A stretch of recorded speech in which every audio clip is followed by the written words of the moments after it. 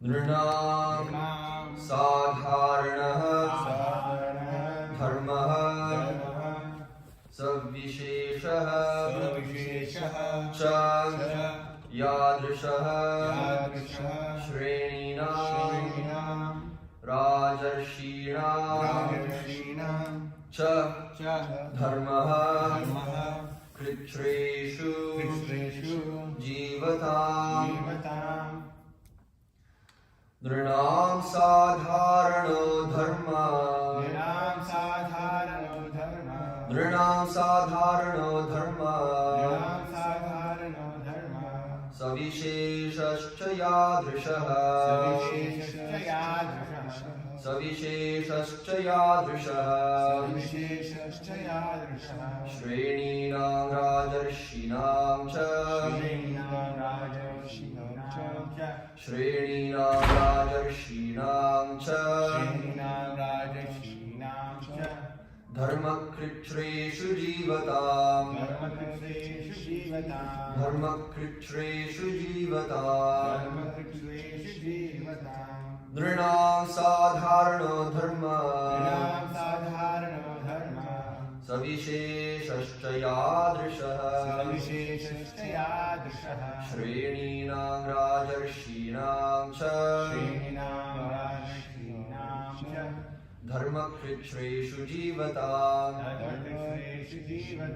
Nrinam sadharano dharma Savisheshascha yadrishah Shreninam rajarshinam cha Dharmakritreshu jivatam Nrinam sadharano dharma Savisheshascha yadrishah Shreninam rajarshinam cha Dharmakritreshu jivatam Nrinam sadharano dharma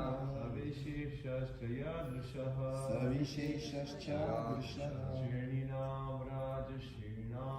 Shreninam rajarshinam cha Dharmakritreshu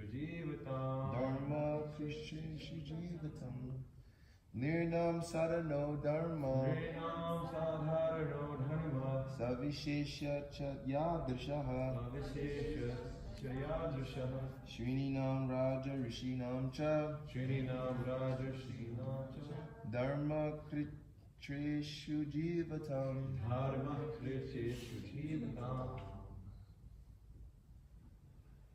Nrinam Matsya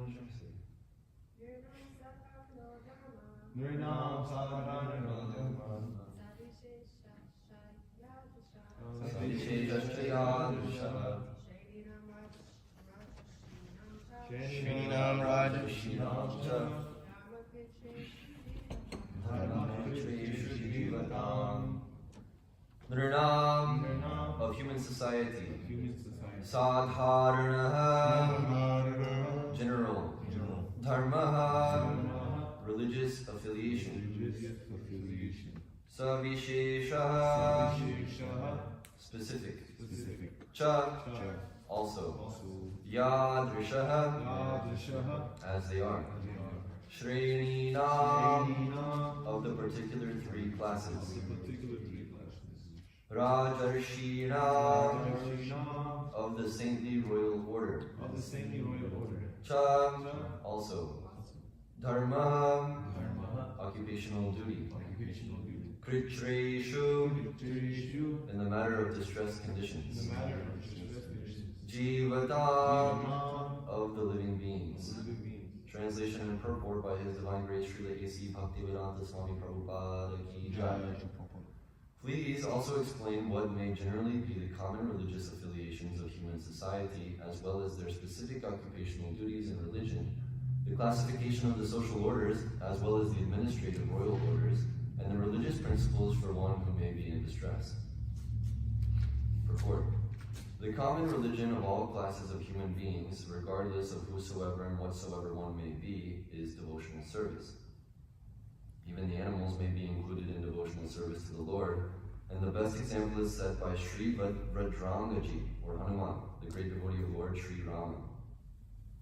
As we have already discussed, even the Aborigines and cannibals can also be engaged in the devotional service of the Lord if they happen to be under the guidance of a genuine devotee of the Lord. In the Skanda Purana, there is a narration that a hunter in the jungle became the most enlightened devotee of the Lord by the guidance of Sri Narada Muni. Therefore, devotional service to the Lord can be equally shared by every living being. Religious affiliation in terms of different countries and cultural circumstances is obviously not the common religion of the human being. Rather, the basic principle is devotional service. Even if a particular type of religious principle does not recognize the supremacy of the Supreme Personality of Godhead, the followers still have to obey the disciplinary principles laid down by a particular leader. Such a leader of a religious sect is never the supreme leader, because such a circumstantial leader comes to the position of leadership after undergoing some penance. The Supreme Personality of Godhead does not, however, require to be under disciplinary action to become leader, as we see in the activities of Lord Krishna. The occupational duties of the castes and orders of society, following the principles of livelihood, also depend on the principle of devotional service. In the Bhagavad Gita, it is stated that a person can achieve the highest perfection of life simply by awarding the results of his occupational duty unto the devotional service of the Lord. People following the principles of devotional service to the Lord can never be put into difficulty unless there cannot be any question of apadharma, or religion in distress. As will be explained in this book by the greatest authority, Srila Shukadeva Goswami, there is no religion save and except the devotional service of the Lord, though this may be presented in different forms.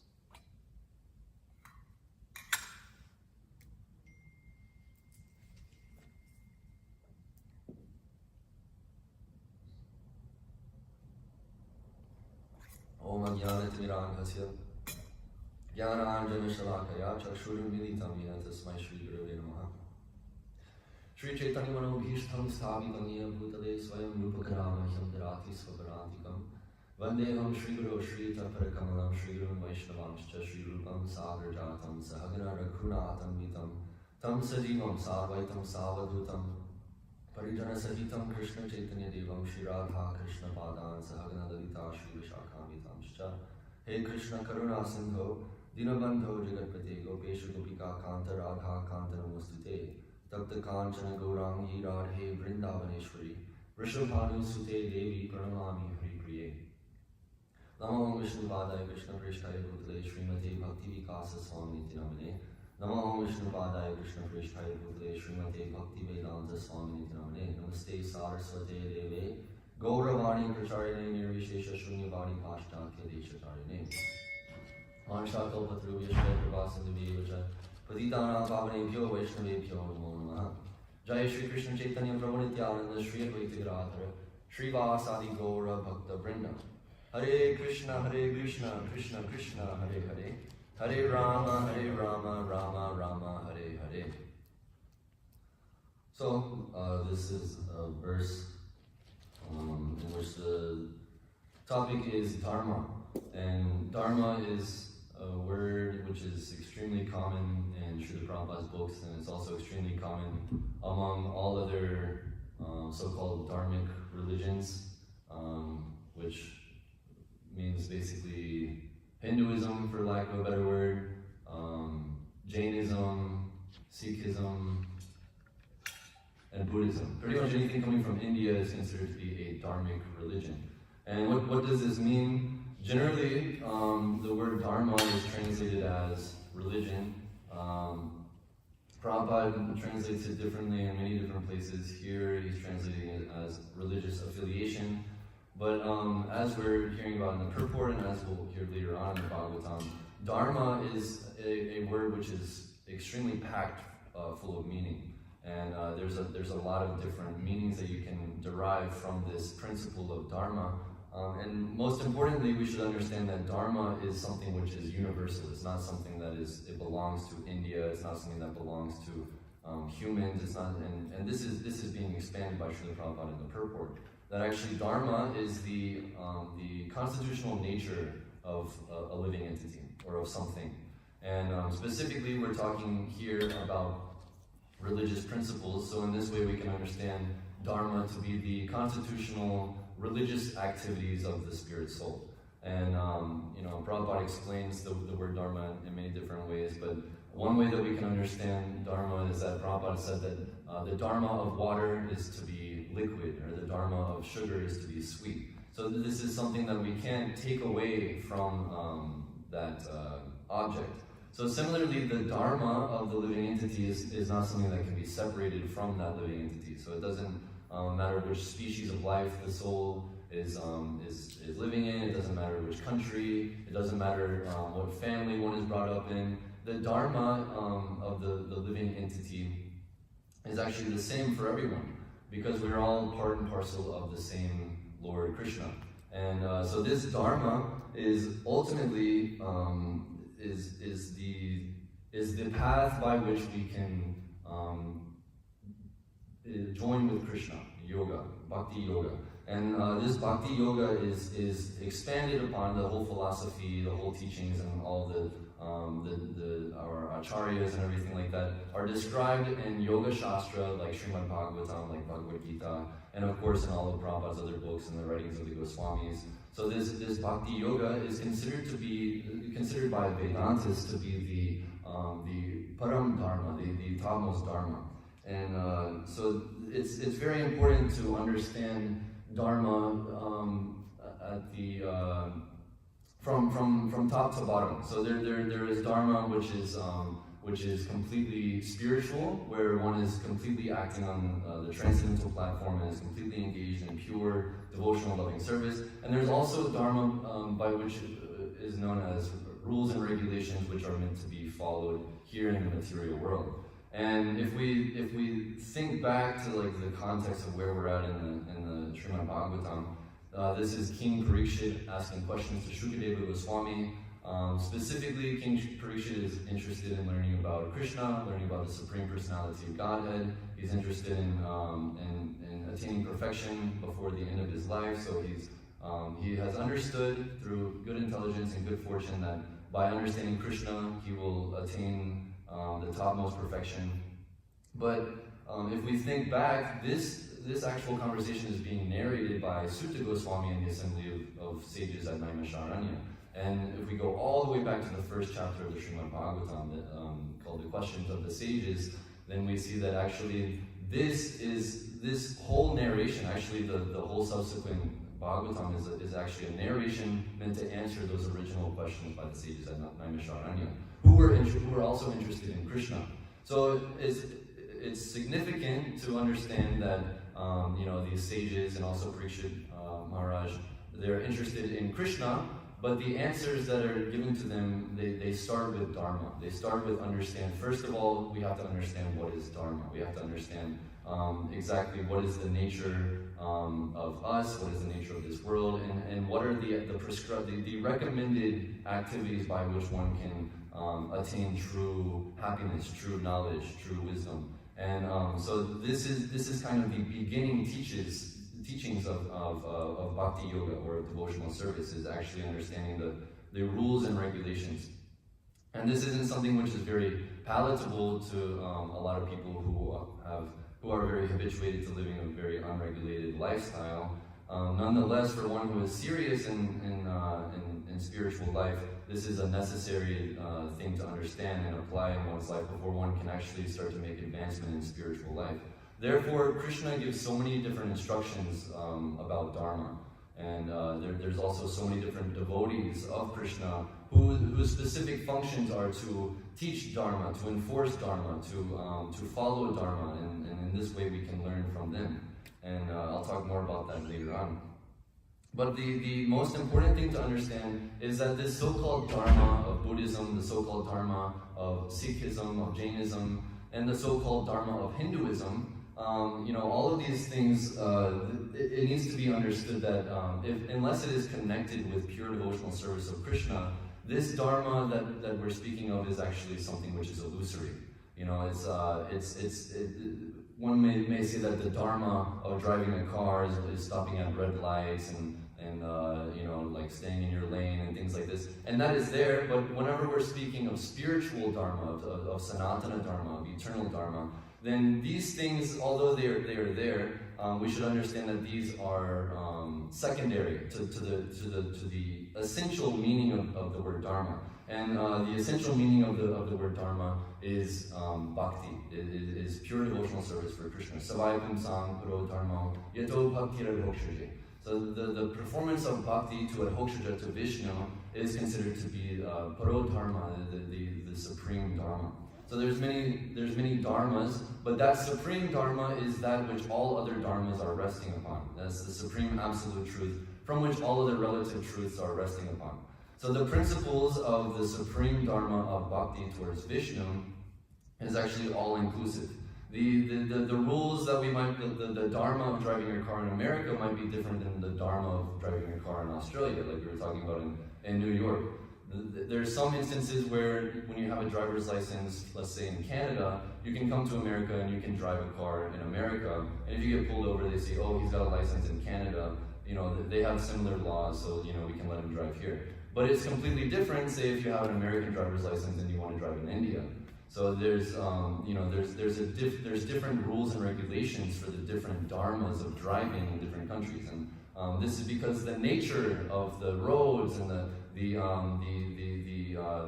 geography, and the mentality of the general populace is completely different according to different geographies and geographical locations is the ultimate thing. And but this isn't the case for bhakti. Bhakti is actually something which is universal, and the principles of bhakti are meant to be taught at all times, in all circumstances, to all different varieties of people. And in this way, everyone can actually participate in the most amazing thing. Not everyone can participate in driving in America if they don't have the qualifications for it. There's a certain qualification that one must have. But the qualification for the living entity to engage in devotional service is actually constitutionally part of him. That is, his eternal nature is to actually participate in this. And the fact that we are not participating in it is something which is very unnatural. Therefore, we're experiencing so many difficulties, and whenever we're not performing this our dharma. So the dharma of devotional service is meant to be taught in all different parts of the world to all different species of life. But specifically, the human beings have been endowed with sufficient intelligence, a sufficient bodily form by which one can become fully absorbed in the service of the Supreme Personality of Godhead.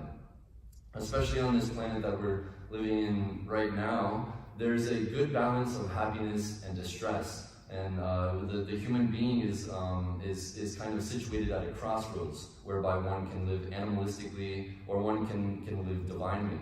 And so in this way, the ball is in our court. And Krishna, being very generous and being very compassionate upon the fallen conditioned souls, he leaves behind the teachings of the Vedas in the form of Bhagavad Gita, and of course in the form of the original 4 Vedas, and which are expanded by the different devotees in the Puranas and the Itihasas. And the purpose of these scriptures is actually to establish Dharma in this material world.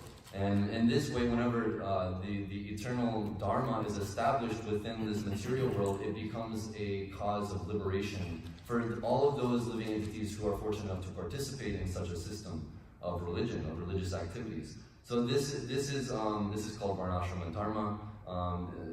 In modern days, this is misrepresented as the caste system of India, where people are forced to fall into different categories of society, and according to their birth, they're forced to work in different ways. But this is not the Sanatana Dharma. This is not the Dharma of pure devotional service.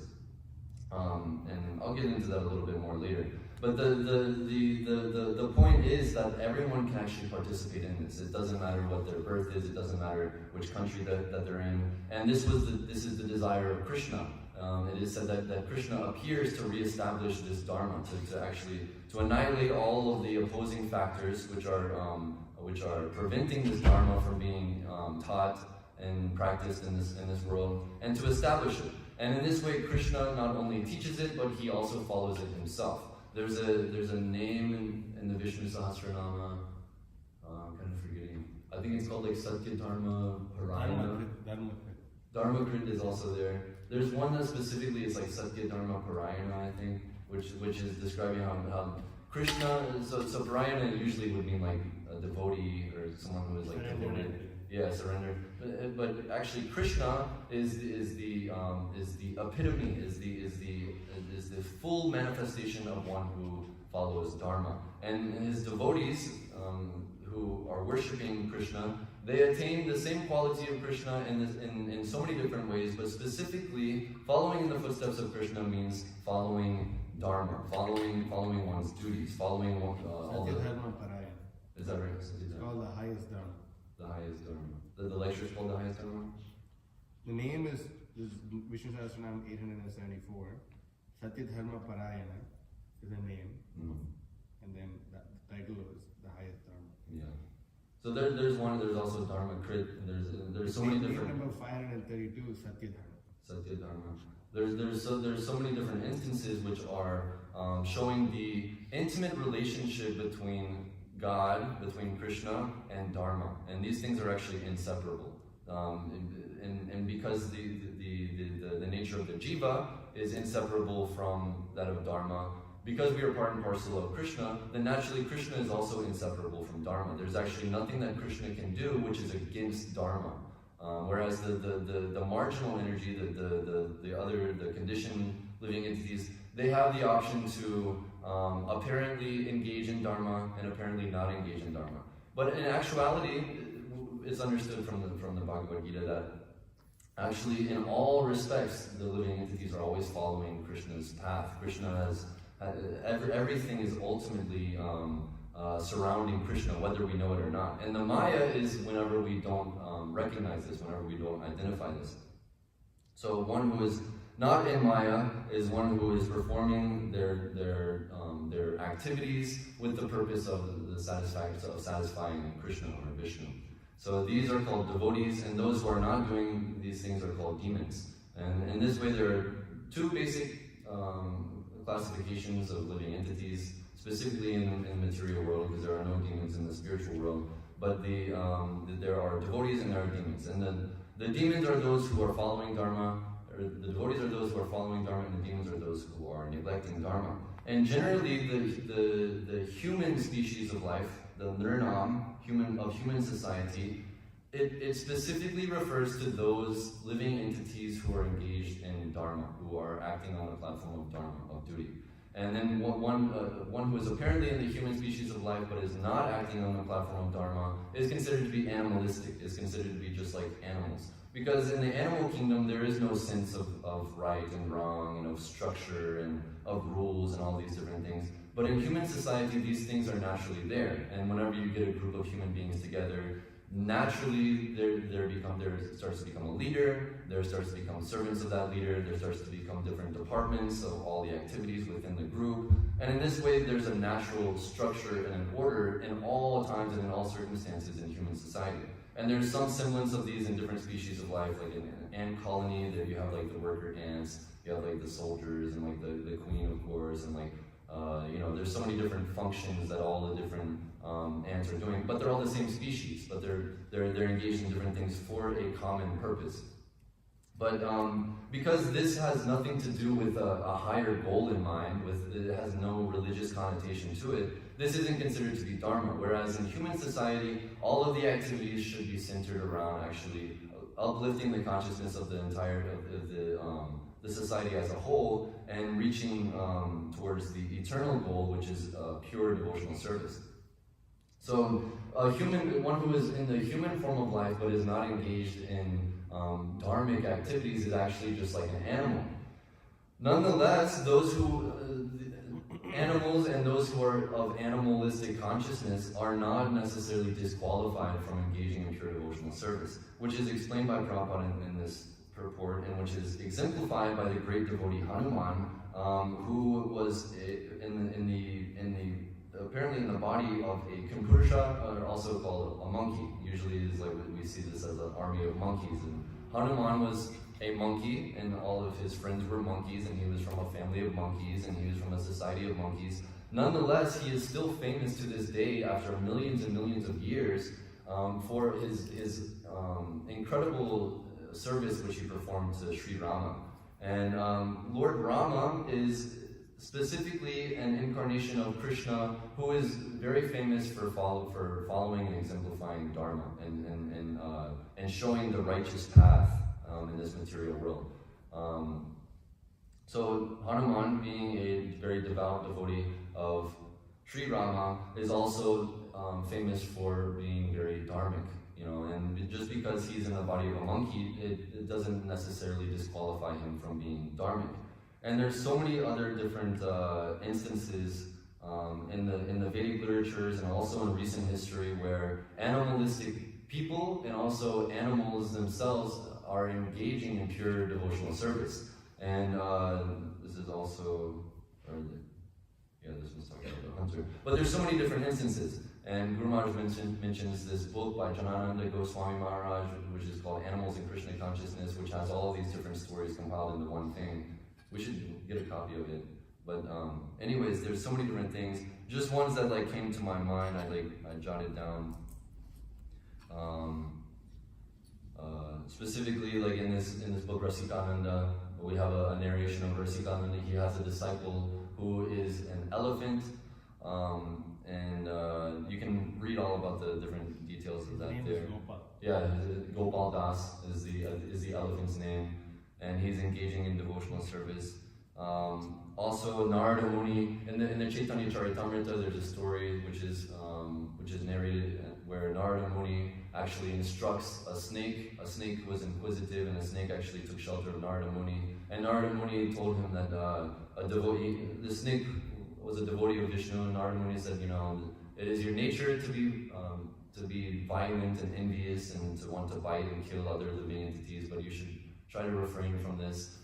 So wanting to be a devotee of this snake, he didn't bite anyone. He was always very humble and meek, and he wasn't violent or anything. But he was getting harassed by people because he's a snake. People would throw rocks at him and everything. So he came back to Narada and said, I'm not biting anyone, but I'm still getting harassed. How am I supposed to protect myself? So Narada instructed him that he should open his hood and act like he's going to strike, but you don't actually bite them. So similarly, Prabhupada in one purport in the Chaitanya Charitamrita, he says that similarly, devotees should be very meek and humble and non-violent, but at times of offensiveness by the demoniac class of people, the devotee it's actually his duty to exhibit some anger to kind of fend off the demoniac mentality of people.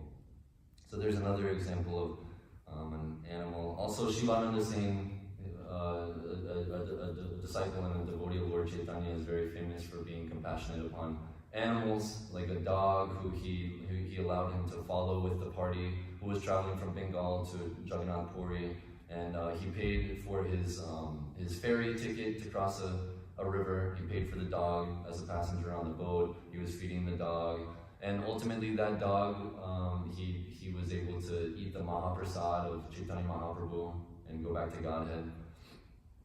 And even Shivananda Prabhu in Prabhupada village is famous in this society for being compassionate to the animals, being like a deer whisperer and like all this stuff.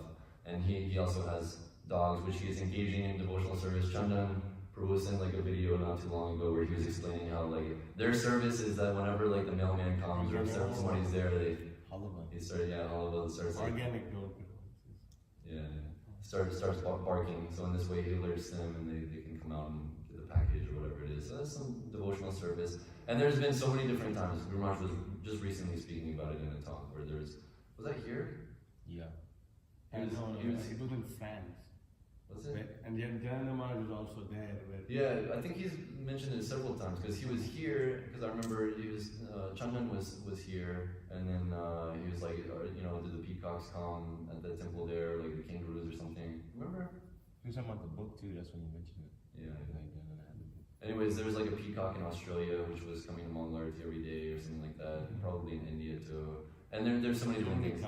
Yeah, and you can see videos on YouTube of like monkeys and like cows like, coming to the temples and like blessing people and like sitting there and like taking prasad and different things like this. And of course you have to use your intelligence to see if it's just like a monkey trying to get free food or if it's like a living entity in the body of a monkey who is continuing their devotional service even though they've been put into this body.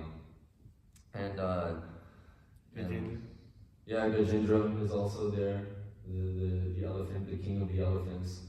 Because of his past devotional service, those impressions on his mind actually remained even in the body of an elephant. So at the time of distress, he remembered Krishna, and he was able to recite prayers which he had remembered in previous lives. And of course, Chaitanya Mahaprabhu, we have this painting here, where it was said that in Jharkhand, when Chaitanya Mahaprabhu was traveling, We don't have that painting. it's there. It's all like that. No, that's just beer licking, Lord Chaitanya. But there's other animals, right? They're just looking at.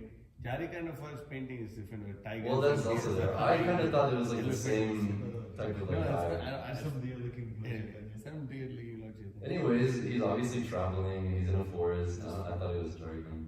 But there is a better picture which kind of describes this this pastime of Chaitanya Mahaprabhu going through the jungle and chanting Hare Krishna, and then upon hearing the nectarian holy names from the lotus mouth of Chaitanya Mahaprabhu, all the animals came and started dancing and singing Hare Krishna. It's actually really far out. I remember I said that to a I think Jharkhand is like a different place in India. It's in Madhya Pradesh, right? Which is different than the one in Chaitanya Charitamrita. But I met a guy from Jharkhand or something, and I was like, oh, like Chaitanya Mahaprabhu went to Jharkhand, and all the animals, they started dancing, chanting Hare Krishna and everything. And he was like, okay, sure, type of thing.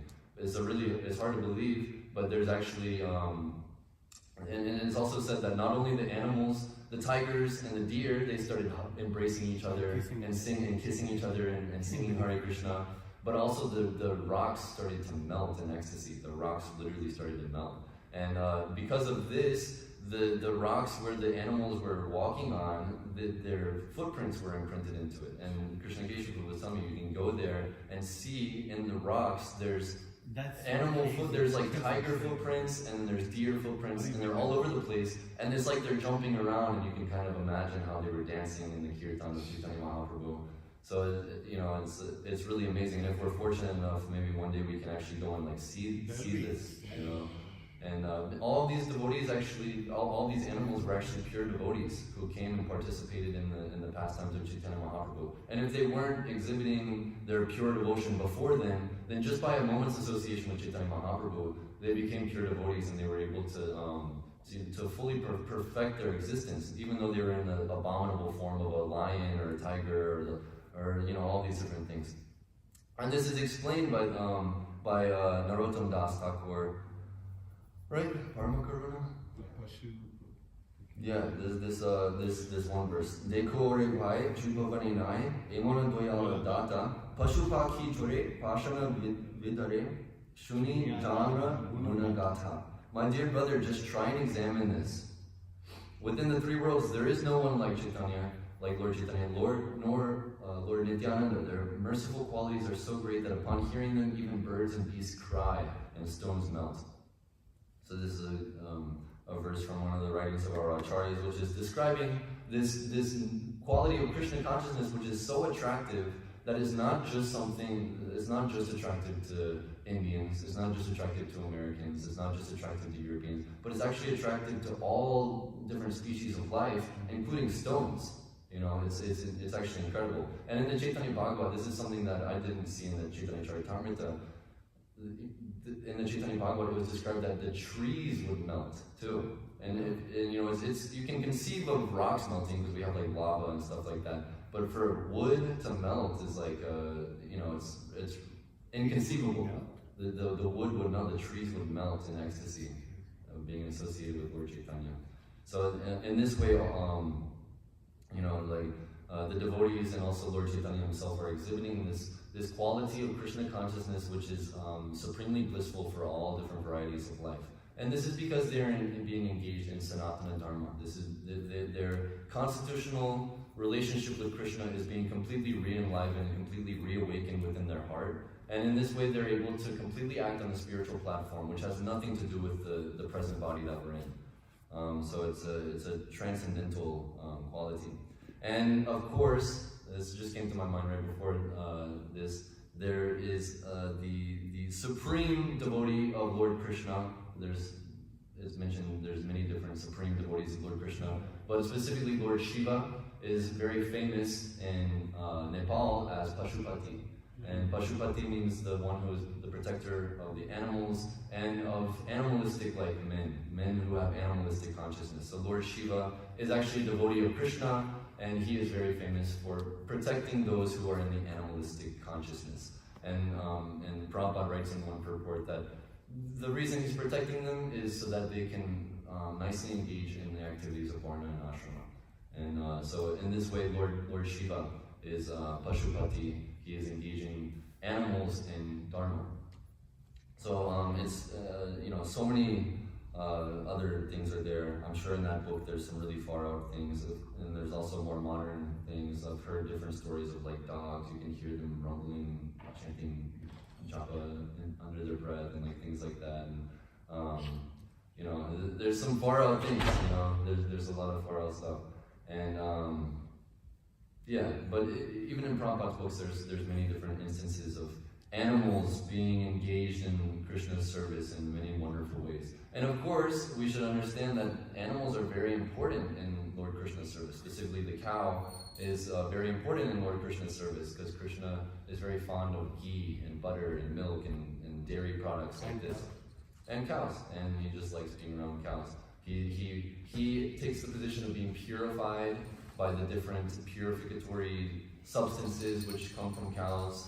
The urine of a cow and the stool of a cow, the feces of a cow are actually considered to be purifying, whereas for any other species of life, this would be considered very contaminating. And Lord Krishna, when he was just a small boy, after getting captured by the Trinavarta demon, the whirlwind demon, once they finally got Krishna back, they bathed him in cow urine, and they threw the dust which had been kicked up by the cow's hooves all over him, and they purified Krishna in this way. And Krishna takes lots of pleasure being purified by the substances from the cows, and of course, eating the milk and all the different things from the cows.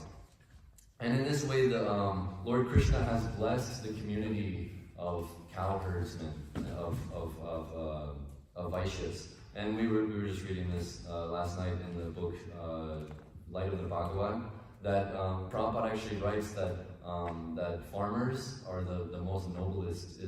Farming is the noblest profession. What is it? Agriculture is the noblest profession.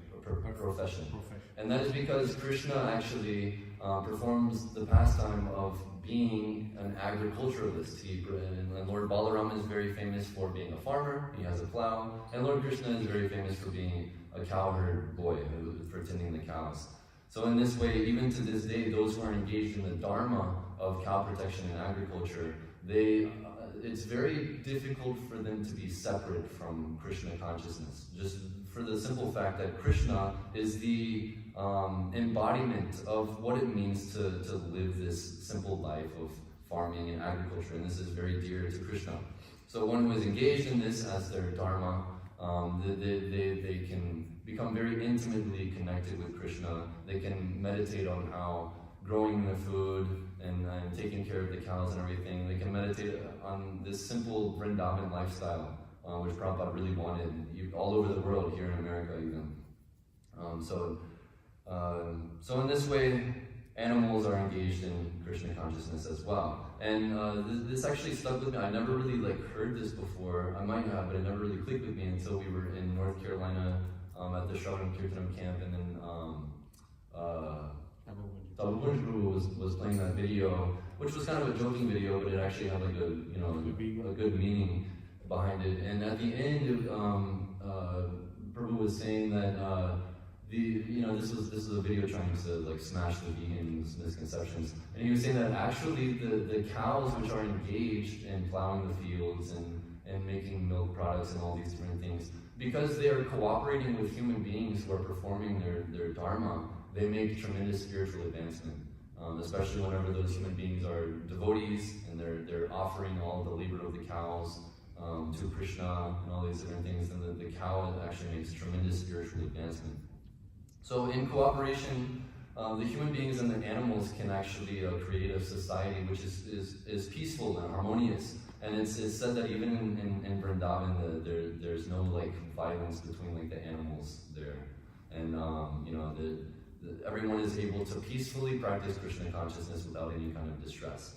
And of course, in the material world, there's so much distress, and naturally, there's so many different species which are the predators of other species, and these things can't be avoided. And it's not that we offer our cat food to Krishna and keep a cat in our house and then feed that cat some prasad, like meat prasad or something. I've heard of devotees like asking this. What? Can we offer the cat food to Krishna so that our cat gets benefit or something like that?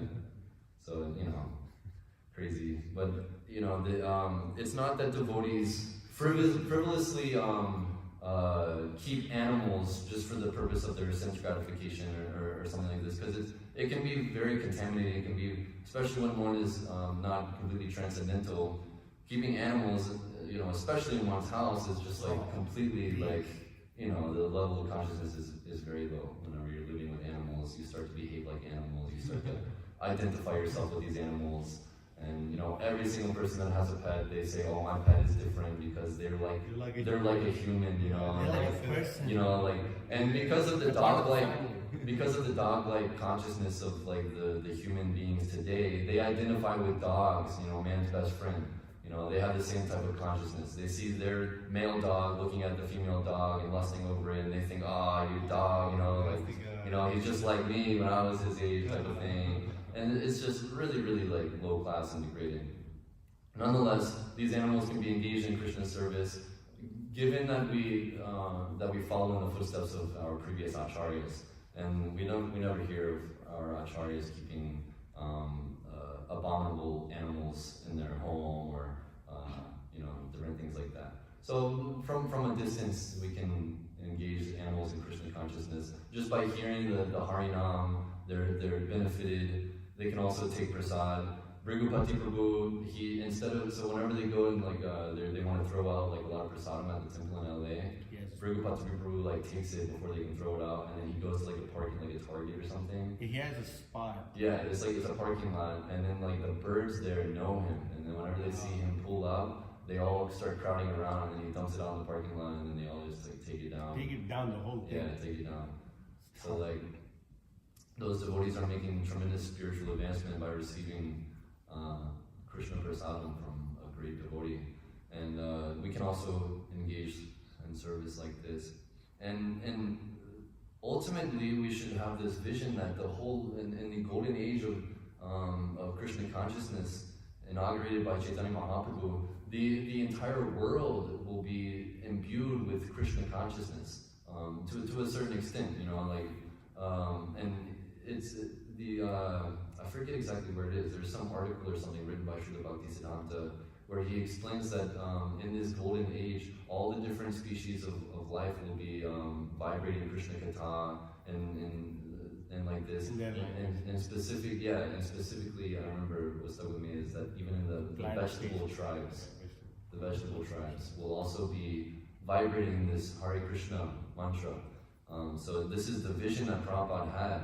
Prabhupada was never so fanatical where he would look at a dog in disgust and kick it away unless it's being aggressive or something like that. There's different accounts where devotees were surprised to see that Prabhupada would pat a dog on the head or something like that. And there's an example a kitten going on Prabhupada's lap. Yeah, there's a kitten. Prabhupada would just the species. Yeah. No, he said if an animal takes shelter of you or something and you stab him in the back or something. Well, you're mixing it with and it's not time for comment. Yeah, anyways, we can see in the character of Prabhupada that he didn't keep dogs and cats and things in his home and everything like that, but he was very compassionate to them. There is this, Govindasi was telling this memory where there was a slug, and she was seeing this slug and thinking, oh, what is such an abominable species, and then Prabhupada saw it, and he said, chant to the poor creature. And then she chanted Hare Krishna to him. And then now to this day, whenever she sees a slug, she remembers that time, and she chants to the slug, remembering that Prabhupada, he wanted all living entities to actually get the mercy of Chaitanya Mahaprabhu. So, this is the mercy of the devotees. This is exemplified by so many different devotees. And Hanuman is a great role model for all the monkey-like men who want to engage in pure devotional service. We can look up to him. He's a brahmachari. He really put his life on the line for Krishna, for Rama. He really put in honest work and labor for the service of the Lord. He wasn't like some sentimental guy, It's like he really did the real thing. He controlled his anger at times, and he engaged his anger at times, and he in so many different ways we can meditate on the qualities of a monkey who actually is so exalted in Krishna consciousness. And also, it's important to see how Krishna also incarnates himself in every single species of life. Prabhupada says, in every single species, there's a Vishnu avatar which descends, and among that species, he's uplifting them. Of course, you have Matsya, Kurma, Varaha. The fish. Prabhupada says that the fish is the lowest creature because anything that you put in front of it, it'll eat it. I remember it's really disgusting. My parents or my grandparents have a lake house. You went there with me, right? Yeah. I used to stand up there on the balcony over top of the lake, and I used to just hack loogies into the water. Oh my God. I used to just hack loogies, and then the fish would come up and eat it. Yeah. And of course, I'm like a little kid, just cracking up, thinking it's so funny. But that's not even as bad as it gets. Fish will eat other fish, and more importantly, fish will literally eat the rotting human bodies. And then when a human eats that fish, they're eating the product that fish is being nourished by the body of a human, and then that human is being nourished by the body of that fish. So that is just the same as cannibalism. It's really, really disgusting. And in societies where fish eating is very, very prominent, you'll see that they have very low consciousness, very animalistic consciousness. They sometimes even resemble fish by having big round eyes and big lips and stuff like that. But of course, eating any animal is completely abominable. Any animalistic species of life is not favorable for Krishna consciousness. We shouldn't pray to become a monkey. We shouldn't pray to become all these different things, unless you have some kind of transcendental realization that you're an animal in Vrindavan. Remember this Mataji, and there's the pastime where Surabhi Devi Dasi, Prabhupada gave her this name, and she really took it and ran with it. Okay, Surabhi means the spiritual cows in Vrindavan. And then so this disciple of Srila Prabhupada thought, oh, he gave me this name Surabhi, that must mean that I'm a cow in Vrindavan. So she started wearing a cowbell around her neck and cow print shirts and everything like that. And so you have to also use your intelligence there. She got the mercy of Prabhupada. She's more there than most people, It's but yeah. One can aspire to become to have the qualities of Hanuman, to have the qualities of the Surabhi cows, to have the qualities of all these different animal associates of the Lord. And so that's there.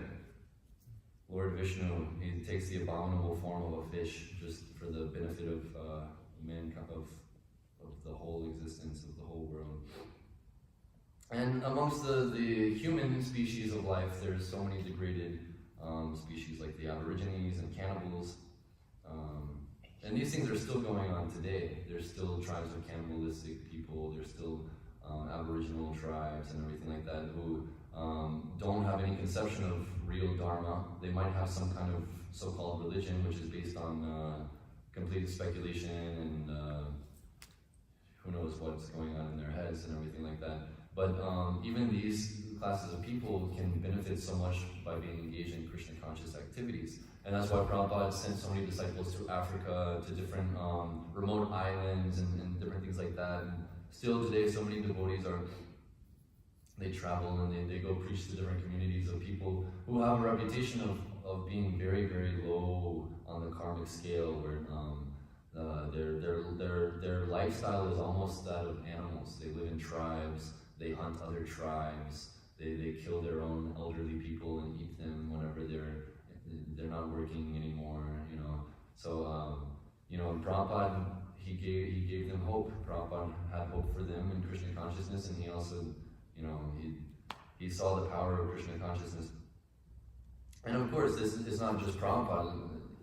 In the Vedic literature, Kirata, Hunandra, Pulinda, Pulkasha, this verse describing all the different tribes of low-class people, how they can actually become devotees. And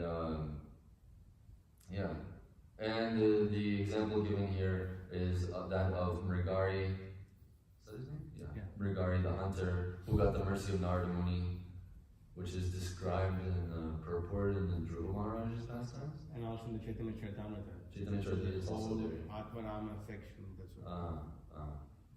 I specifically remember it was mentioned in the,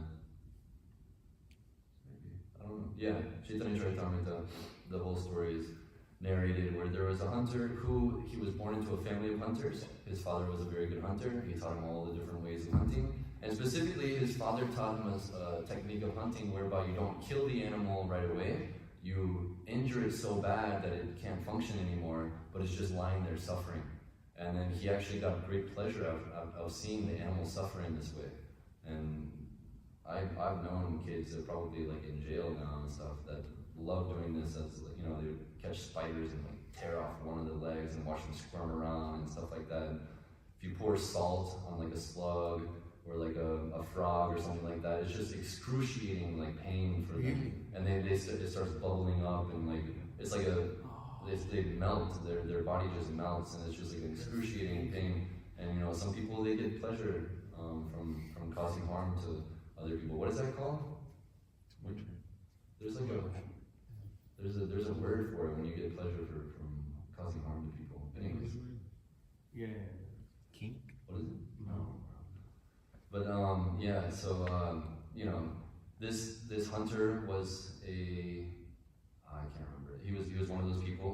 He got pleasure from that. And Narada Muni, he preached the absolute truth to him and changed his whole life. And he turned himself around and he stopped killing. He became a pure devotee. Sorry. Yeah, sadism. Sadist. He was a sadist. And therefore devotional service to the Lord can be equally shared by every living being. This is our right, is to engage in this Krishna consciousness. Of course it's our right, but that doesn't mean that we can just do it on our own accord. We have to be given entrance back into this by a devotee. A very important principle to understand is that all of the different animals, they're being engaged by existing devotees. It's not that they just one day wake up and think, hey, I think I'm actually an eternal servant of Krishna and I should do devotional service. All instances you'll see that the animalistic species and animalistic like men, they're given the mercy of the devotees and then they're given entrance back into their devotional life. And Naishanglatis Tava Rukramangrim, Sprishakina Tava Mahiya Sampadra Jobishekam Nishkinchananam that by smearing the dust from the feet of the devotees of the Lord, one can actually attain all perfection. And in this way, we should take shelter of Krishna. We should take shelter of Krishna's lotus feet. We should get the dust of Krishna's lotus feet by taking the dust of his devotees' lotus feet. So this is the general process by which those of animalistic consciousness can be elevated to the platform of pure devotional service. They have to get the mercy from the devotee. And in very rare cases, they get the mercy from the Lord directly. But here, animalistic consciousness, here in America, we're getting so much mercy from Srila Prabhupada, we're getting so much mercy from Srila Prabhupada's faithful followers, and in this way we're able to, be engaged in devotional service in some way or another. Given that we're sincere and we apply ourselves to the process and everything like that. Okay, so next portion of this purport. Prabhupada writes that the religious affiliation in terms of country and cultural circumstances is obviously not the common religion of the human being. There's some people which you remember my baseball guru. Yeah. He was like, his whole philosophy was, it's actually all the same thing. Muslims, the Jews, Christians, it's actually all the same thing, we're all just trying to like serve God, which is like there. But the reason, at least it seems like the reason Prabhupada is writing, obviously not the common religious thing, is because most of the, at least historically, most of the wars that have gone on in this world are based on religious differences between people. You have like the Crusades, and of course you have this whole like thing between like the Jews and the Muslims over I don't know how to Jerusalem, and like all that's Palestine stuff. It's all kind of fighting over this holy land, which all of them consider holy. The Christians consider that place holy too. Yeah, the Christians kind of like backed out a bit after they realized that people didn't like that they were going there and killing everybody. Keep their reputation alive and everything. But historically, most of the wars which have really shook the world have been centered around religious differences between people. And it's one thing, if you want to make money and that guy wants to make money, it's easy to come to terms with each other and make money together. But if you believe something which is completely different than that guy, and then in your scriptures it says you should kill people who don't believe this, and in their scriptures they say you should kill people who don't believe that, it's really difficult to find common ground. It's really, really difficult. We meet so many different religious people on the streets, and we try to explain to them, actually, these books are for everyone. This is universal teachings. Muslims love these books. Christians love these books. And they say, no way, I don't love anything that Christians love. Christians don't love anything that I love. How can there be any commonality between the two?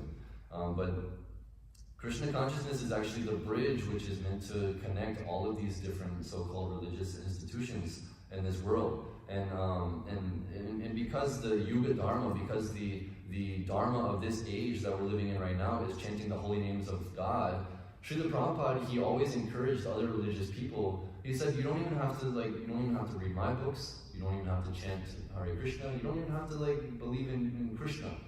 Simply follow the teachings of your religion and chant the holy names of God. Every religion has some holy names of God. Yahweh, Jehovah, Allah. I think the Muslims have 100 or something like that. They have a lot. Christians, nowadays Christians they just call Jesus or whatever. Prabhupada encouraged these people to stay within their religious system, following the teachings of their religious doctrines, and also chanting the holy names of God. And he really emphasized this chanting the holy names of God, even if you're singing hymns in the church. If this is being done for the purpose of pleasing the Lord and awakening pure love within the hearts of the congregation, then this is actually considered to be sankirtan, and this is actually really powerful. Unfortunately, this doesn't really go on. There's they sing hymns in church nowadays, but it's all modernized and it's like alternative rock and roll, where it's talking about, there's this one that's talking about how whenever I'm standing on the shoulders of God, I am powerful. He empowers me. Standing on Yeah. That's crazy. I forget exactly how it goes. It's like, I am strong when I am on your shoulders. Wow. Yeah, there's a lot of these modern songs which have some serious apasiddhanta and this rasavas and everything, and because there's no. What's apasiddhanta? Yeah, so that just means it's the philosophy which is the pure philosophy is being completely misrepresented in such teachings. The pure philosophy is that we should be servants of God. But then this song is talking about how we're standing on the shoulders of God and we're just as powerful as Him because we're on His. Of course, they're relating their power to God and that's there and everything like that. But the whole purpose of our relationship with God isn't so that He empowers us to become strong like God. The purpose is to serve God just for His pleasure. In many different cases, God empowers His devotees to become strong so that they can perform amazing service for Him. But if He's empowering them to become strong so that they can conquer nations and rape all the women and children and become a great leader or something like that, they have a big misconception, So yeah, that is there, and these things are going on, and But Prabhupada is even writing here that even if a particular type of religious principle does not recognize the supremacy of the Supreme Personality of Godhead, the followers still have to obey the disciplinary principles laid down by a particular leader. So even in these so-called religions which are completely neglecting the Supreme Personality of Godhead, specifically in his form as Krishna, in his original and supreme form, even though that they're neglecting all these different things, they still have to follow there's certain rules, they still have certain customs, they still have a different culture. So in this way, even when one is trying so hard to separate oneself from Krishna consciousness or from dharmic religions, there's still dharma even there. They don't call them dharmic religions, but all across the board, in all different varieties of religion, you have the different doctrines and the teachings and the principles and the rules and all these different things. And that's always there. Even if you don't consider yourself religious, you have to follow the dharma of being pulled down by gravity. You have to follow the dharma of having to sleep, of having to eat. There's so many different rules which you just can't avoid. The laws of nature, the dharma of nature. There's so many different rules which you just can't avoid. So the question is, what rules are we going to follow? Who are we going to serve? You know, what group am I going to identify myself with? You know, and so in this way, there's so many varieties that you can choose from. Especially in America, it's like the melting pot. You can convert to any religion, no problem. And nobody will really like bother you. You're completely constitutionally, constitutional America, like it protects your right you have a birthright to choose whatever religion you want. You know, but all across the board, you can't avoid dharma. You can't actually avoid following principles. You can't, and especially if you consider yourself religious, these religious principles are something which are inseparable from the religion itself. You can't say that, anyways, the word dharma, it can mean the teachings of the rules to go with the path of God, or it can mean the path of God itself. And it can also mean the destination of the goal that we're trying to attain in following the path of God. So all these things are there. And Krishna explains in the Bhagavad Gita that actually all these concocted rules and regulations that are going on in the name of religion, they're actually all just a misunderstanding. People are trying, what is that Kamais text here? Is that Prapadyantenya Devata Tam Tam Prakritya Niyatasvaya. That the materialistic minded people, they concoct different rules and regulations in a way that pleases them in their performance of religious activities. So those in the mode of ignorance, they're very drawn toward practicing so-called religion, which is in the mode of ignorance, like slaughtering animals and offering it to God, and like this. And this sentiment to offer something to God, the sentiment to take shelter of God for protection, the sentiment to approach God to ask some kind of benediction, this is very good, but because it's being misdirected in so many different ways, people are they're going through the cycle of birth and death over and over and over again. So whenever these things are directed in the proper way, whenever they're aimed at Krishna, and whenever they're specifically going on under the teachings of the Vedic literatures, then this is actually perfect. And most importantly, whenever these are being conducted under the guidance of a bona fide spiritual master, under a bona fide representative of Krishna. And there's a lot more, but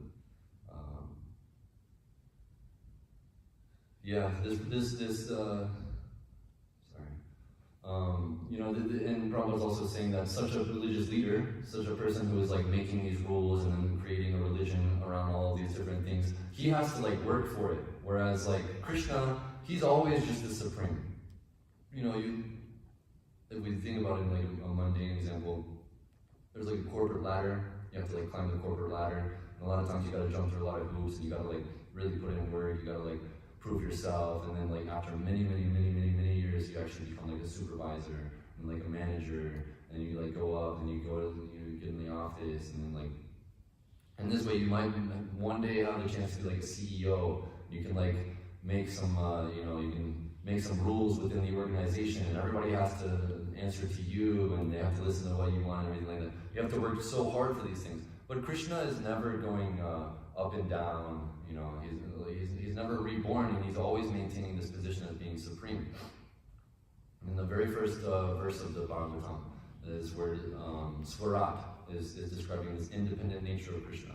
And then in the in the Bhagavad Gita, there's a verse which I don't know that is right after the Yadachariti Shrita.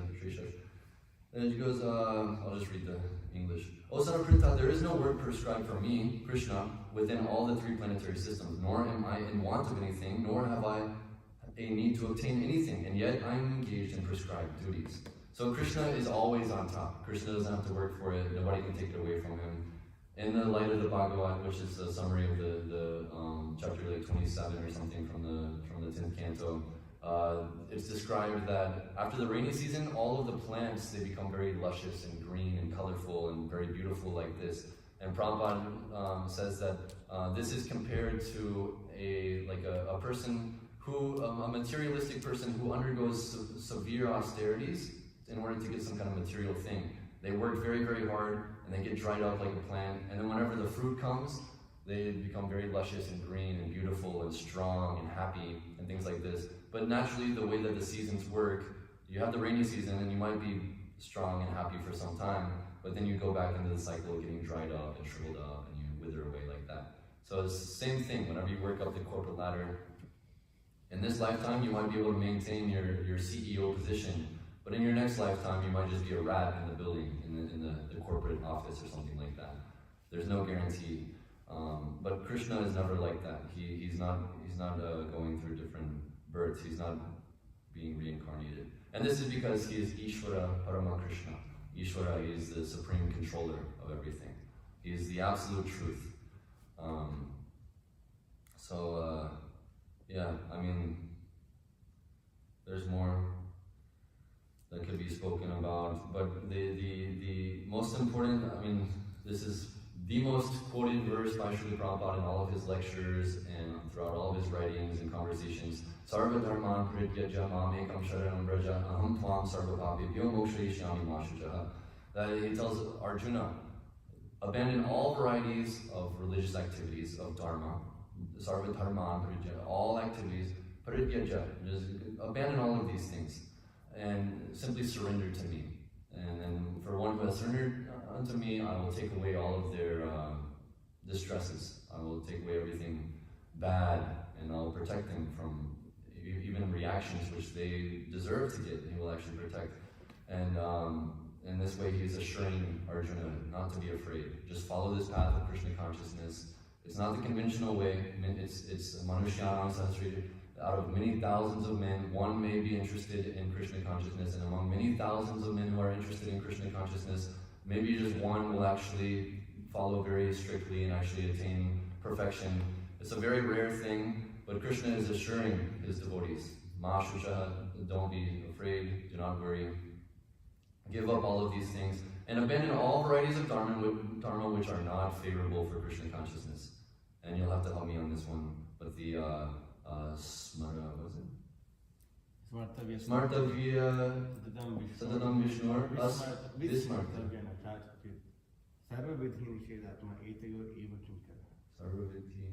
So which basically means that all so-called dharma, all the rules and regulations that we're following should be a servant of the principle that we should always remember Krishna and we should never forget Krishna. So anything which is deviating our mind from that, we can reject that, consider it to be adharmic, for lack of a better word, but and we should accept those things which are favorable. Reject that which is unfavorable, accept that which is favorable. And that's a whole other topic. But the point is that for one who is purely engaging in Krishna consciousness, there is no such thing as practicing religious activities in distress. Even whenever devotees are apparently in distressful conditions, externally they might look distressful, but internally they're always thinking, this is the mercy of Krishna that he's putting me through this. I actually deserve so much worse. You know, whenever I'm in distress, and Queen Kunti prays that she prays that calamities come again and again, so that because every time a calamity comes, Lord Krishna comes and saves her somehow or other. So she's praying, may all the calamities keep coming, because every time the calamities come, you come and save me. So I always want you to come, I want to see you. So let there be so many different problems in my life. it's a brave statement to make, and a lot of people can't truthfully make that statement. But we should strive for that level of consciousness where we're always seeing the mercy of Krishna. We're satisfied with where we're at. We're going on in our devotional service, undisturbed by all the different stuff going on. So I'll end there. Sorry, there's not a lot of time, but if anybody has any questions or comments. One thing, I don't know if this is even like, it's not. there's not like a mic on here, like the other thing. His phone battery was there. It's not even on. No, it's on, but like the microphone. I just like, I can repeat it, I guess. Yeah, anyway, the point is, in the world wars which were fought, were they fought over religion? It depends on who you ask. I mean, like, to put it frankly, I don't know. But there is a very, one of the biggest things, especially in World War II, was one of the biggest things, at least what they tell you in school, and what's propagated, is this whole Holocaust thing. And Adolf Hitler wasn't necessarily professing himself to be a certain religion, but his activities were of the same nature as those who are fanatically religious or something like that. His religion was the Aryan race, like, type of thing, you know. I'm sure he was on some whole other, I don't know what his conception of God or anything like that was, but because of this, there was a lot of people that were fried out with like religious oppression. And then one like very important thing which has been the fuel for a lot of modern wars is communism, where America just like pokes their nose into anything and start killing people for the sake of protecting them from communism. Because America sees that communism is a big threat to freedom and is a big threat to religious freedom specifically. Because you're not allowed to have a church in a communist society. You know, well, it depends on which communist. In pure Marxist communist society, none of that is tolerated. They say no. It's like, so religious people, they poke their nose in there saying we're going to save these people from these anti-religious people. So in this way, it's like a religious war. I mean, it just seems that, by design, the material world is created that you have very little sense gratification. And most wars are actually fought over sense gratification. There's a limited supply and there's so much demand. I guess a better understanding is that all the wars are fought over the Purusharthas, Dharma, Kama, Moksha, and usually wars they're fought over Kama and Artha. Also religion is there, but you have to understand that the religion that we're talking about, the Dharma that we're talking about when wars are fought, is not like the Dharma that was fought over in the Battle of Kurukshetra, with like righteous devotees on one side and like demons. It's like there's two demons fighting each other. It might be for sense gratification. That's the point. A lot of them they ascribe it to their religious beliefs. They feel some kind of they feel entitled to act the way they do because of their scriptures or because of their culture or different things like that. That was the point that I was making. As far as it being pure, like this is my service to God that I'm going to murder all these people. I don't think like that's usually what even the people who subscribe to that particular book, because they think if I die I can go and enjoy with like 100 virgin girls. Yeah, that's so let me go and do it, and if I kill I'll still be benefited. So if I want to go to this, so I can enjoy. So bottom line is even the religion that they so-called profess to follow is also based on sense gratification. That's the point. And because it's Yavana and Malacha scriptures and it's even worse. But the sense gratification is amazing. You want to make money, I want to make money, let's figure out how to make money together. Usually that's not how the material world works. The way it works is I'll crush you and I'll make the money that even you were making. Yeah. So the dog eat dog world. Even the karmic side. Yeah. So you were talking about devotional service within religions and other religions and various sects and whatnot. So you said like as long as it's pure, like Prabhupada was saying, still even do that because of course that's like better than nothing. Like say an atheist who doesn't have any concept of God, but these concepts they're not still incomplete. So it's like how, I guess, I'm trying to understand, I guess, the degree to is there a degree to that devotional service? Like even if it's pure, it's like, but it's not a complete understanding of. Yeah, I mean, first of all, to actually find something like that is basically impossible. You know, to find pure devotional service going on in the Christian church in Atlanta is impossible, you know, to be frank. There were very rare instances when Prabhupada actually like glorified other religious leaders and things like this. And actually, for Jesus Christ, he said so many nice things. He's an Acharya, he's actually a Vaishnava, he's teaching love of God. But we have to see if people are actually following him. And then whenever we get in their camp of people who aren't actually following, and we're saying, oh, anyways, Prabhupada said that we can follow purely. One of the most important principles in devotional service is that you have to follow in the footsteps of somebody who is following purely. And nobody's following purely, especially in Christianity. The very first commandment, thou shalt not kill. Prabhupada hammered on that point whenever he was preaching to Christian people. And this is something that they can't answer. They might have some kind of explanation for it, but it's not philosophical. It doesn't make much sense. Why are you? Can you expand on that? Yeah. So Prabhupada, his main argument is that, you know, your scriptures say thou shalt not kill. Why are you maintaining so many slaughterhouses and eating so much meat and all this stuff there? This meat eating was a big problem that Prabhupada had with Christianity, because it's right there. You know, thou shalt not kill. And they say, well, it's talking about humans or something like that. You can get all into all the different etymology and everything like that. But the meaning is that thou shalt not kill unnecessarily. You know, even in Krishna consciousness, there is some room for killing for righteous reasons. You have a whole Bhagavad Gita which is narrating Krishna literally telling Arjuna to kill people. You know, so it's there. You know, but we also say thou shalt not kill unnecessarily. You shouldn't just kill just for your tongue. So, you know, like, although Prabhupada said these things, realistically finding it is extremely difficult. You know, it is practically impossible. Is that good? No, that's good. Okay.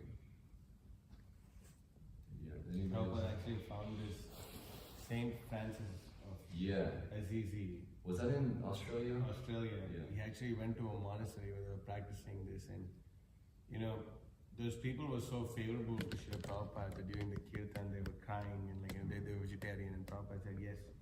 You know, then they asked him, so this is Saint Francis called this brother tree, sister fish, whatever river. Yeah, he saw all animals as being the brothers. And he and said sisters. this is Paramatma realization. And you know, those who I follow. think he said this is first class God. Oh yeah, this is first class God. This is first class God realization. God consciousness. God consciousness. Something. So like someone who follows that, you know, they can become God conscious. They can Definitely, they'll make spiritual advancement.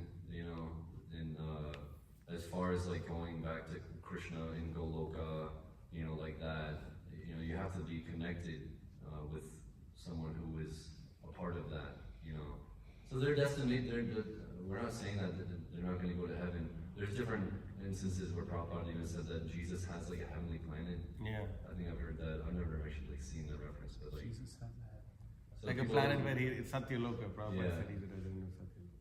Yeah, Satyaloka, which is basically a sinless place, which is there's no problems, and you know one can stay there, and then you know whenever the universe is destroyed, they just go back to the spiritual world like that. You know, so people that worship Jesus very sincerely and follow his teachings under the guidance of someone who's following his teachings like that, and they can do it. You know, they can actually do it. And I mean, what's the point of Jesus coming if he wasn't able to like actually liberate people, actually give people love of God? You know, Prabhupada is saying he came for that. So like, you know, certainly there have been people, and certainly there are people that actually, I mean, I've met some really intelligent and sincere Christian people who are like, but if they're envious to what we're doing, then they're not a real Christian. You can tell immediately if they're not interested in the books, if they say that we're, they don't even know anything about us, and they say that we're worshiping the devil. It's like, Those guys are nice. yeah, like whoa, okay. So it's not based on any philosophy or anything. Yeah. Yeah, you guys. Sorry. Dude, we're just kind of running low on time. Not did you have some? You may have made the point, I just might have missed it, that in the purport, Srila Prabhupada said there's no religion save except devotional service to the Lord. So when we're dealing with people who are like bent on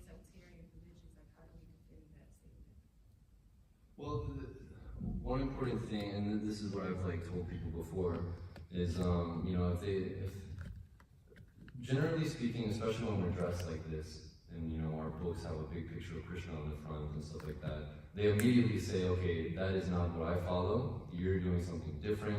We are different. We believe something different. The first thing, I try to make it clear to them that they don't actually know anything about like what we're doing, And then most importantly, everybody, the Christians. I saw this thing. I was looking for Diwali festivals to go and distribute books at, and there's like there's like churches who are getting together and praying for the Hindus for Diwali because they're thinking these Hindus are going to go to hell because of their celebrating Diwali. So for Diwali, why don't us Christians get together and pray for the Hindus? And then the Christians are thinking, why don't we pray for the Hindus? The Muslims are thinking, what? I'm sure they have some kind of, those sincere Muslims are feeling some type of way, like, why don't the Christians actually, like, become like us type of, like, thing? And everybody's feeling like, why don't they become like us? Why don't they become like us? We're not necessarily going out there and proselytizing and trying to convert people. And Prabhupada, he was very clear about that. These books are not meant for converting people. These books are meant for educating people. So whenever people are properly educated by reading Prabhupada's books, then they realize that actually all the underlying nature of everyone is to be a servant of God. And that's what Prabhupada is talking about. That everyone is ultimately a servant of God. So all of these other so-called religions, if they don't have anything to do with serving God, then we reject those. They're not even religions like that, It can be difficult, especially for one who is like envious, and for one who very strongly identifies with like so-called religion, telling them that, hey, we're actually the same, we actually believe what you believe and stuff like that. It's hard to get through to them. And we also don't go and like try to like what's the right word? Suck out the people. Yeah. I've seen a lot of devotees sometimes, the moment somebody mentions Jesus, they're just like, oh yeah, we believe in Jesus too. And like, you can say that, but whenever they say I believe in Jesus, and whenever we say I believe in Jesus, it's two completely different things, And so you can say it, and then hopefully they get books, and then they actually like learn and everything like that. And I was like really inspired when I started reading Prabhupada's books that he has so many nice things to say about Jesus, because I was still like attached to that whole thing. And there's a picture in the Chandi Happy book that's got Krishna, Allah, Jehovah, and it's written in like all the different fonts. And I thought, okay, this is like something I can like jive with. It's like brings everybody together. And anybody who's sincere, they don't want to see conflict in the world. They don't want to like, as far as I've seen, sincere followers of any religion, they're just thinking, okay, why can't we all just come to like a common like understanding? They don't want everybody to go to hell except them. Yeah. Unfortunately, most people think that the way to do it is by converting them to their religion, and because of that, you'll never find a proper conclusion. But, Prabhupada is just emphasizing this principle that we should just be educating people, and in this way, a God-conscious society can come about. Obviously there's different camps even within that, but, yeah. Can I ask one more thing on that topic? Yeah. Even, I guess, in the sense of us educating people, and some can still take that as, like, I guess, us trying to convert them and educating them that maybe Indoctrinating them. Right. Yeah. So then how do we explain that? Whenever people say that they don't read anything other than the Bible, then I usually say, so like, you don't follow the signs on the road, you don't scroll through Twitter, like you're reading so much stuff. You don't read your text messages, you never studied in school, you didn't read your school textbooks, which are far more dangerous than anything that we're trying to give them as far as indoctrination and stuff like that. Of course, whenever somebody isn't going to buy the books, we can't force them to buy the books, but those who are intelligent, I've met so many different religious people who just buy the book, they're not interested in being converted, they just buy the books to see what it's all about. It's like, what are you doing out here in the freezing cold every single day for 6 hours? You gotta have something which I can there might be something there that I can learn from. And like, a lot of people are just like that. People buy books just because they're interested in the educational aspect of it. And Prabhupada was asked, you're distributing so many books, but so not so many people are converting to Krishna. Prabhupada, that doesn't matter. Yeah. We are here to educate people. And then those people who don't want to take that, they can understand there's no cure for insincerity. And we can see the power of Prabhupada's books, you know, in the world today, it's like, although we might, the Krishna consciousness movement, you know, like how we see it, isn't like thriving in the world, so many things are thriving, like yoga, and I think there's a survey where like literally like a third of the people in America or something believe in reincarnation or something like that. And you know, you go to Walmart, you got caramel water, you got Brahmin shoes, and like all this like, so all these different, you know, like guru has entered in like the Webster's dictionary as just meaning like someone who's proficient at something, and then like you know, so many of these like aspects of Krishna conscious culture are gradually infiltrating into like Western culture actually, and it's a gradual thing. But you know, and we go to these spiritual conventions, and it's like they don't have Prabhupada's books. They've never like properly been taught all this stuff, but they're talking about like chakras, and they're talking about Shiva and Ganesh and like all this stuff. And there's been other people who have taught this stuff in the Western world, but nobody like how Prabhupada has taught it. And his books are just like spreading like wildfire, and you know, people have misconceptions, and that's there, but the general tendency is that it seems like the world is moving towards that. So Even samsara, you know, they use that word a lot. Yeah. Dharma, karma. Isn't that like yoga studio? There's a bar which is called Asura. Asura. We saw Arishta. Shiva too. The bar called Shiva. Arishta. In our Salwan Drive. In Ponds, right? There's one. Moksha There's is one in really, Atlanta. moksha is really big. Moksha. Big word, moksha. Om. Dharma. Om is huge. I meet so many people with an Om tattoo, and I ask them if they're spiritual, and they're just like, no. It's like, wait, what? Why do you have like an Om tattoo? Yeah. Even You know, like lotus it's just flowers. like, yeah, lotus flowers. All these things are like gradually like entering. Okay. Yeah, even Buddha. Like you go to, I remember with the Coconut Grove. Me and Abdu, we going door to door. So many people had Buddha in their lawn, and you go and knock on it, and they were like the most hardcore Christians ever. And it didn't make any Remember that sense. huge Ganesh statue in Florida? Yeah. Pipis, That was so weird. things, sauce. Okay. Srimad Bhagavatam ki jai. Jai. Prabhupada ki jai.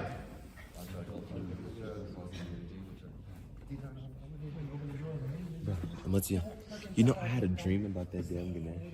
Really? I swear to God, I'm not When, doing recently or after this? No, when we were staying there, I saw it. I mean, like instead of a gnome, they would have like a Buddha in their front lawn.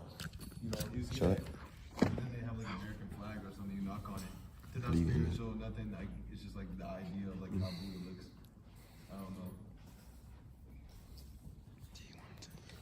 Look, I like edited it. See, I took a picture of it and I made it into like a real thing. How do I do this? It's D ones and Yeah, I